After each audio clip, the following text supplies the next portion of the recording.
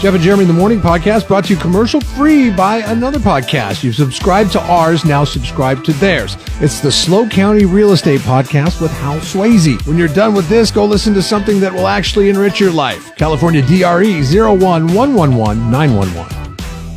the morning.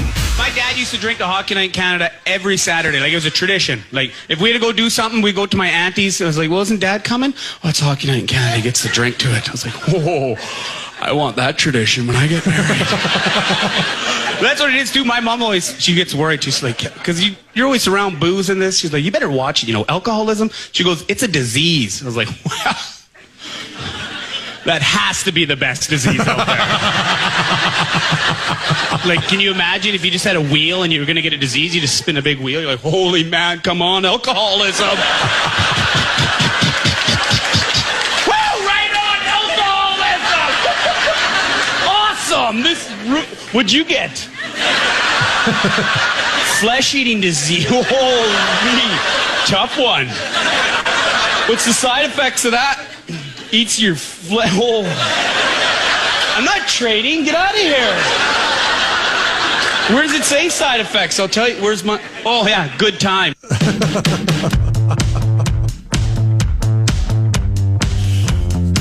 There is something that is close to flesh-eating disease, and this is a public service announcement right out the gate.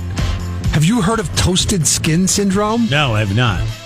I got to tell my wife about this because we have an electric blanket. Because she's already a hypochondriac. True.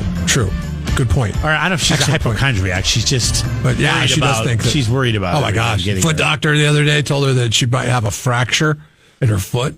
And now she's like, it's like limping around everywhere. Always limping around. So you think she's embellishing? You weren't limping before you went to the foot doctor. What's going on with this?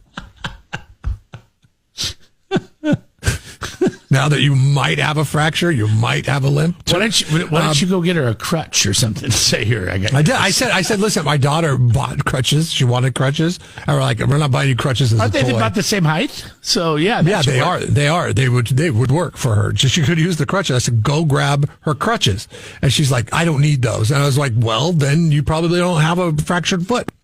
You're fine. Very good point. We have an electric blanket on our bed that she turns up to like 9 and then falls asleep under it, and then 10 minutes after falling asleep she's kicking all the covers off of her. Oh, yeah. So she's not going to have this happen to her, but apparently there's this thing where people like to have heating pads on their stomach and they turn it on the highest setting and it causes something called toasted skin syndrome. Wow. Okay. And what it does is it looks like, I'm trying to explain how it is. It's like it makes blotches of like tan areas, but then also blotches of like white areas if you're Caucasian, of all these different things, and then like people have been showing it on TikTok. And you could just look up toasted skin syndrome. My wife used to buy these heated stones at you can buy them at CVS or Rite Aid, and it's something that when it touches your skin, they get hot. And so she didn't wear like a heating pad, but it was kind of the same thing. She hasn't done it in a while, but I'm like, hey, you're lucky you could have got toasted skin syndrome.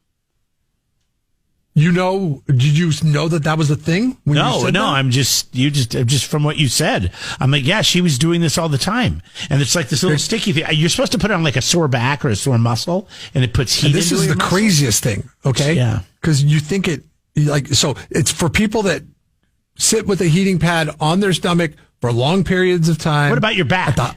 On the highest setting and on the back. And I've seen pictures anywhere you got a long setting for a long time. I had to dive in. There's a guy that would put a heating pad on his knees at work. And then he noticed that he had this pattern, and it's a pattern of brown, purple, or red discolorization that is like a net. It's like net in texture, but not like an aligned net. It's kind of random to areas of your skin where it's more vulnerable, I guess. It's permanent. Wow. Like you have this for the rest of your life. These patterns. That can't be good for you. And how long have heating pads been around? You know where I'm going with this, right? You know where I'm going with this. This did not come about until just recently. Oh, you think people that got the vaccine are now having this issue? Mm-hmm. You think that's everything, but it could be. I mean, I don't know if it is. Heating pads have been around forever. But nobody's ever talked about this disease. People overuse them. Right. Yeah, people overuse them, and now all of a sudden we're talking about this thing? True. That is true. Yeah. Wow. Toasted skin syndrome? That's weird. It's just a good public service. You're providing this information. Yeah, don't put a heating pad. Whether I don't know if the so what Jeff is saying is if you've gotten any vaccines. No, I'm not saying that. I'm not saying that. If you've been boosted. I'm not saying that. If you've been boosted. That's where my mind goes. That's where my mind goes. How about inoculated? What about the inoculated folks? These same people. Aaron Rodgers could do no wrong. Even if he had toasted skin syndrome, he'd be like, which he should, because I guess his legs are just shot to hell. Like he's like Achilles, calf, all that stuff. Makes me think that Christian McCaffrey's a gigantic wussy. When I hear everything that Aaron Rodgers has been through, but it's like. Heating pads have been around for a long period of time. You can also get it from space heaters if they're too close. Okay. Electric blankets and laptops. If you work with the laptop on your lap, and it doesn't. I don't like that because it gets warm. It gets warm, and then it's very uncomfortable. It's a good thing I don't like heat. I would much rather be a little cold than a little warm. So that's interesting. It's very strange looking. I mean, you could just Google. You need to tell your wife about this in the electric blanket. Well, the thing is, I don't worry about it because I know she kicked, because it's a huge production. When she kicked with her broken foot, she kicks the blankets off the bed. That's probably how she broke her foot. She probably kicked the bed. What is going on over there? It's like a hurricane. I'm just falling asleep, and it's like, bed's moving around, and I'm like, covers are flying up in the air. She's all sweaty. She is. So I don't worry about it because somewhere in her mind, she's like, okay, your body's too hot. You're going to get toasted skin syndrome. You better get these blankets off of you. If you missed the 12 days of Christmas yesterday, we're going to get you all updated coming up here in just a few minutes. The big news is we're still playing the game. Jeff and Jeremy in the morning on 93.3 KZOZ. What kind of degree do you think you have to have in order to get the job? Baby name consultant. Neither one of you got a degree in political science like I did. Political science could be a good one. Oh, gosh. Like, seriously, like how do people come up with these made up professions? And who pays for it? Who pays What kind of a snake oil salesman are you to be like, you know what? My job, I am a baby name consultant. Well, Colleen Slajan. I bet you they get paid. Name. How about a self-name consultant? Somebody would pay this person probably several $100s to help them come up with a name. So what she's doing is she's saying that parents are requesting Ivy League names, and I put Ivy League in air quotes. Can't you just go on Google and search that? I mean, why do you need a consultant? You should be able to figure that out on your own. Thank you. Well, thank you. I don't know what it is about today in young people, and I'm not trying to pick on younger generations. Hold on a second. But I'm going to see if I get a match on this. I'm going to ask ChatGPT. There's a couple things I'm asking ChatGPT. I don't want to erase because it's for this segment, but give me some Ivy League baby names. Okay, Chandler. Let's see. Chandler would be, I think, a good one. There's a list of these names here. You know what? That's the first thing that popped into my head. I'm not ChatGPT. Chat. Here's a cue. Oh, God. See? ChatGPT. Okay. I'm sorry. You are rendered useless, Colleen Slajan, by ChatGPT. Okay? This is where, I'm sorry, Jeremy. I know I pushed back hardcore on AI. I said it's not going to make our lives better because it's going to replace people. People like this deserve to be replaced. A list of 10 names came up. And it says, here's a curated list of elegant, timeless, and academically inspired baby names that align with the prestige and sophistication often associated with Ivy League universities. These names draw from notable alumni, classic literature, and distinguished figures. For boys, the top names are No. There we go. That's what we're looking For boys, the top names are Elliot. It's refined and classic. Charles. After Charles William Eliot. Oh, yes. The transformative president of Harvard University. Oh, also King and Prince Charles, yes. Theodore. You can go by Teddy when you get there. For U.S. President, Theodore Roosevelt, who was also a Harvard grad. Nathaniel, inspired by Nathaniel Hawthorne, a Bowdoin graduate. I don't know what Bowdoin is, but Bowdoin's a good place. Bowdoin is a university that is held in high regard. If you're looking for girls, Eleanor. God, what are you, 90? A champion for human rights, Eleanor Roosevelt was. Amelia, strong and independent with ties to Amelia. I like Amelia. Earhart. Margaret. I've seen Amelia Earhart, though. After Margaret Mead. Oh, Margaret Thatcher. God, no. I could never name my kid Margaret. But what about Margaret Mead, the distinguished cultural anthropologist? Yeah, sorry, that's above my pay grade. But I'm sorry, like these names that ChatGPT just gave me spit out the names that like this lady talks about. Can you write in truck driver names? So no. What's funny is I was trying to think of like the least, like the biggest redneck sounding name that I could think up of, and I typed in to ChatGPT, give me a list of famous Bufords. Two famous Bufords came up. Buford number 2 has a good sounding last name. Buford Pusser was the McNary.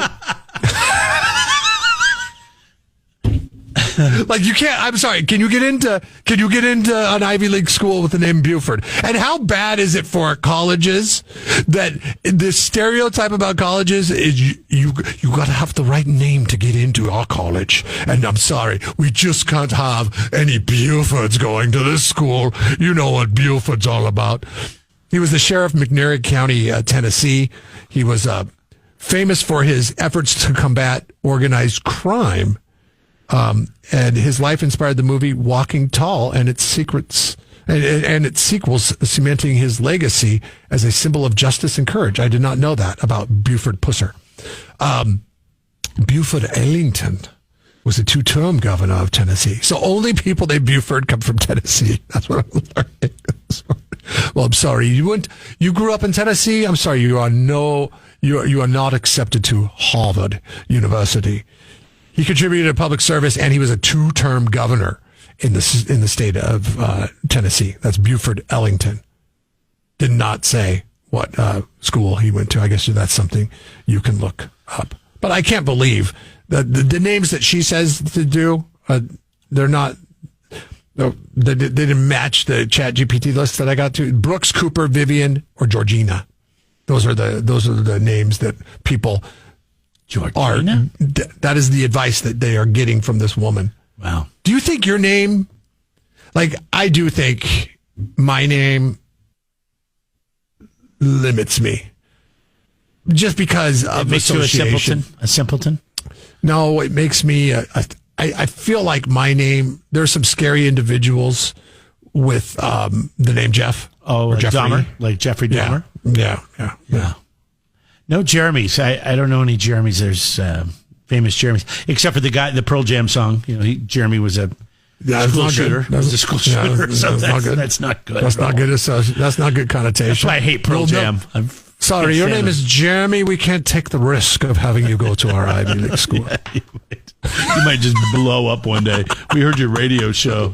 We know you can just lose it sometimes. Jeff and Jeremy in the morning. Don't miss a moment. Subscribe to the podcast on Google, Apple, YouTube by clicking on Jeff and Jeremy at KZOZ.com. I was going to make this man dumbass of the day, and then I started thinking about the story, and he's actually my hero. This happened at Tim Dolly Mazda on Monday morning. It looks like it's I'm trying to see what kind of car it is. I think it is a Volkswagen Passat station wagon. Okay. You had a Passat. You know the reliability of the Passat. The Passat was a fun car to drive. It was a V6. It was a turbo. The CVC joints, I went through them like a fat kid eats cake. I mean, I swear to God, every 3 months I was having to replace a CVC joint, and that's because I drove it a little bit hard. Actually, you and I were sitting here talking. I actually have the audio of this, what happened in this story. So when you're ready, let me know. So yeah. So this guy, he buys the vehicle, he drives it off the lot, and it starts having mechanical issues. And he calls him up. He says, "Hey, I want to return this car." And the dealership said, "Oh, sorry, dude, you bought it as is." And he says, "Nope. You guys, in good faith, should return my money. I'm gonna bring the car back." They said, "Nope. That's the terms. You bought it as is. You have to keep the car." He says, "Listen, if I don't get my money back, I'm gonna drive this car through your front door." Actually, play your audio first. I have the manager afterwards. Go ahead. Play your Oh, okay. This is great. I don't know why they're running video. Maybe because they see a car coming at about 50 miles an hour towards the. Let me get this straight. I'm in the dealership. I'm looking through all those big glass windows, the wall of windows, and I see the car coming. And I grab my iPhone and I'm like, "Oh, I got to record this." This is beautiful. It is great. You're like, "Oh, there it is, the guy in the Passat, that crap car that we sold them." Maybe it's not a Passat. Maybe I'm giving Passat a bad name because it looks like it could be an Outback too. Oh, well, it's some kind of station wagon. Anyways, here you go.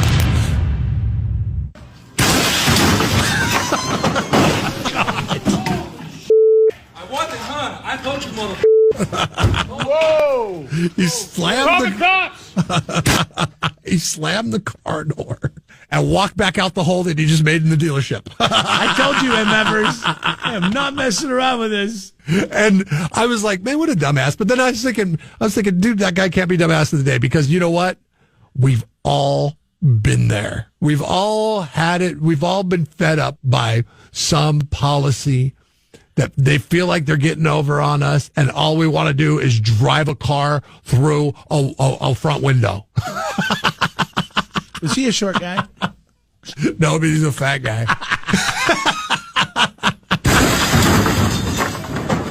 Whoa! Call the cops! Is anybody under the car? No. It was kind of a very, very scary situation. Several hours later, he came back and he was very emotional. He said, "Listen, if you don't give me my money back right now, I'm going to run this car right through the front door." I was just really angry. I was upset about my money. I kind of blacked out for a second. You know, I know I probably shouldn't have done it, but I guess I just hit a breaking point. Well, he sounds so funny there. Is that because he's behind bars? I told you, mofos, I was going to drive it through the car or through the front door. I mean, I'm sorry. Yes, bad decision. Don't do this kind of stuff in life. Play it again. You kind of are my hero for doing this. Yeah, you can't do this. You go to jail. Oh! Call the cops!